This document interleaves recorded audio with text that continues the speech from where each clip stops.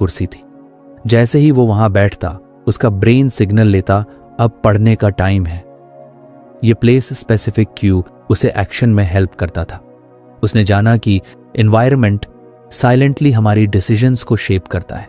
धीरे धीरे उसके घर के हर कोने का एक पर्पस बन गया। स्टडी टेबल सिर्फ डीप वर्क के लिए, बेड सिर्फ सोने के लिए और सोफा कैजुअल टॉक्स के लिए।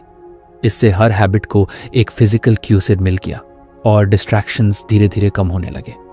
अब उसके लिए मोटिवेशन की जरूरत नहीं थी, क्लैरिटी ही उसकी मोटिवेशन बन चुकी थी। उसे हर काम के लिए सोचना नहीं पड़ता था, बस उसके क्यूज अपने आप उसे सही डायरेक्शन में पुश कर देते थे। फिर एक दिन उसने खुद को मिरर में देखा और मुस्कुराया। वो अब एक ऐसा इंसान बन गया था जो एनवायरनमेंट को डिजाइन करता था ताकि हैबिट्स नेचुरली फॉलो हों। वो जानता था कि क्लैरिटी एक्शन को ट्रिगर करती है और वेग सोच सिर्फ डिले करती है। आज भी जब कोई उससे पूछता तू हैबिट मेंटेन कैसे कर लेता है, तो वो जवाब देता, मैं हैबिट्स नहीं बनाता, मैं क्यूज बनाता हूं। क्यू ट्रिगर करता है craving, craving leads to response and reward seals the deal. बस क्लैरिटी चाहिए, कब, कहां और कैसे। उसकी जिंदगी अब क्यू बेस्ड लिविंग बन चुकी थी, इंटेंशनल, डिजाइंड और डिस्ट्रैक्शन फ्री। क्योंकि जब हैबिट्स ऑब्वियस होती हैं तो उनका फॉलो होना मुश्किल नहीं होता, वो बस फ्लो हो जाती हैं। अभय की जिंदगी अब काफी बदल चुकी थी। उसकी सुबह काल्म और फोकस्ड होती थी, दिन प्रोडक्टिव और रातें रिफ्लेक्टिव।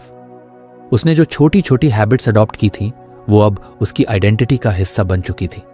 लेकिन एक आदत ऐसी थी जो बार बार शुरू होकर टूट जाती थी, एक्सरसाइज। उसने कई बार सोचा था कि उसे फिट रहना चाहिए।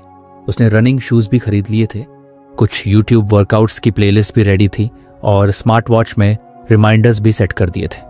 लेकिन जब भी एक्सरसाइज का टाइम आता वो खुद को टालता रहता, कल से पक्का शुरू करूंगा।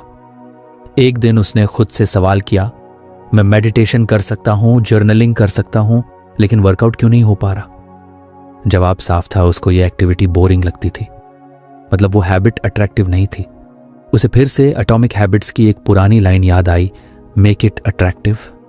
और इसी के साथ उसे याद आया टेम्पटेशन बंडलिंग का कॉन्सेप्ट, यानी किसी जरूरी लेकिन अनअपीलिंग हैबिट को किसी ऐसी चीज के साथ जोड़ देना जो हमें बहुत पसंद हो। उसने सोचा, मुझे म्यूजिक सुनना बहुत पसंद है, खासकर बॉलीवुड और रेट्रो ट्रैक्स, तो क्यों ना वर्कआउट को म्यूजिक के साथ जोड़ दिया जाए।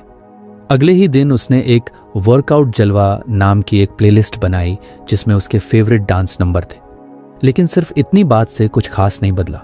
फिर उसने एक आइडिया ट्राई किया, मैं सिर्फ तभी अपने पसंदीदा गाने सुनूंगा जब मैं वर्कआउट करूंगा, यानी फेवरेट